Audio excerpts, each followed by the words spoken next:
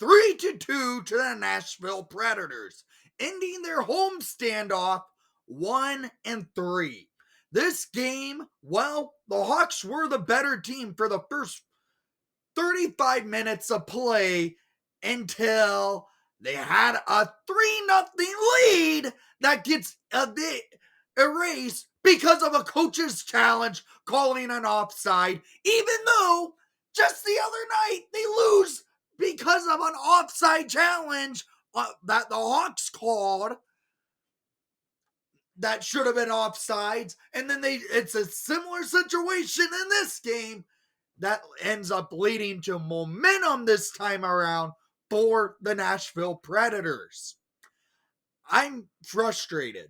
The Hawks were the better team to start in the first 35 minutes until a situation that would have had them up 3-0 in this game. Then Nashville came crawling back with all momentum because of the coach's challenge, giving the Predators this entire game in hand. The Hawks lose this 3-2 to the Nashville Predators in the United Center. Now we have to go to Dallas 24 hours later against a very tough opponent who did not play today. So let's look at the stats of the game, shall we? 34-29 in favor for Nashville for shots on goal.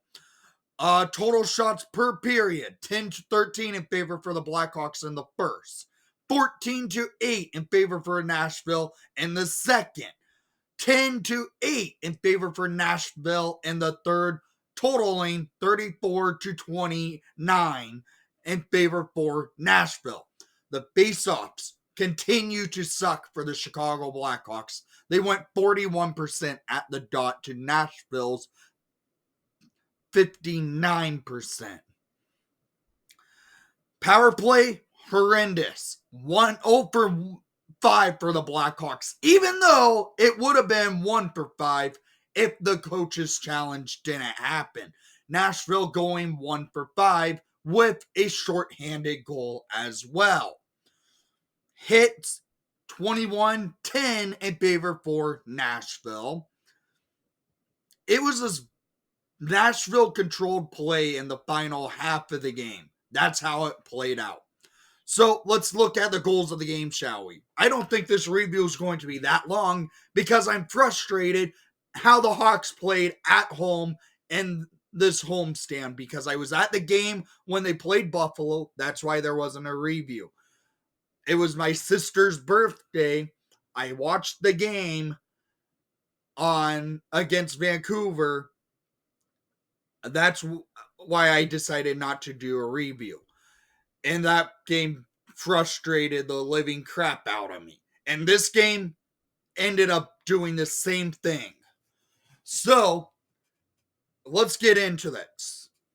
2 minutes and 55 seconds into the game, the Hawks get on the board first by a great breakout play from Nolan Allen, sending the puck up to Lucas Reichel. And the goal scored by number 15, Craig Anderson, his third on the season, assisted by number 73, Lucas Reichel, and number 42, Nolan Allen. This goal was a beautiful breakout for Lucas Reichel to go up a rush, passing it right to the slot where Smith went right to the crease and buries it. It's 1-0 Hawks. It remained 1-0 after 1, but the momentum was all on the Hawks side. They were the better team. They were pressing. They could have had maybe a 3-0 lead after 1, but it didn't go that way. We go to the second period.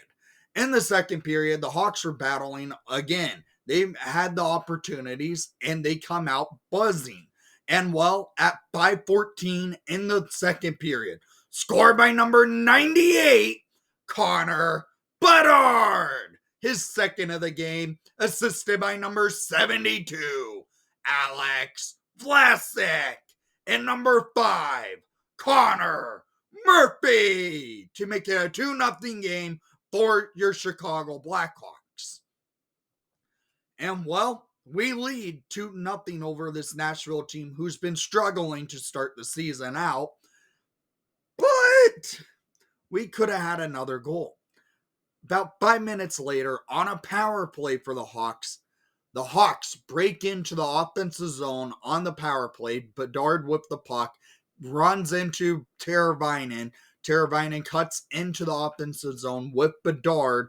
Bedard looked like he had more control of the puck than what happened the other night against Vancouver. And, well, Bedard gets it over to Teravainen. Teravainen buries it, 3-0 Hawks. So wait, coaches challenge Nashville, and the refs go to Toronto to review it, and the Toronto deems it no goal. It remains 2-0 Hawks. But from that, it leads to all momentum going towards Nashville, because shortly after this play, at 13:41 in the second period, Philip Forsberg breaks in to score his third of the season, assisted by Nyquist and Carrier, to make it a 2-1 game now. And then a few minutes later, 3 minutes later, Hawks on a power play, Nashville capitalizes shorthanded. Gustav Nyquist scores his second of the season, shorthanded, assisted by Carrier and Smith, to make it a 2-2 game. Bad breakdown by the Hawks going on this PK, or this power play that led to the goal against to make it a 2-2 game, because Jones really caught on his heels. Nashville breaks up into the zone, and Mrazek kind of was out of his position. So the Hawks are now tied with Nashville going into the third period of play. Nashville comes out buzzing in the third period, getting their opportunities off, and Mrazek was standing strong. But Hawks take a late penalty at 13:07 in the third period. Brady Shea blasts one from the point to make it a 3-2 lead for the Nashville Predators, assisted by Novak and Evangelis, to make it a 3-2 game. Momentum was all Nashville in this period, and the Hawks just had no answer. They nearly tied it when they pulled Mrazek, but couldn't bury it. It was a bad break by the Hawks. They lose it. This was how this game went. So down in the comments down below, I want to hear what your thoughts were. And thank you for watching the broadcast. Please leave a like and subscribe if you haven't done so already. And most of all, it's been rough.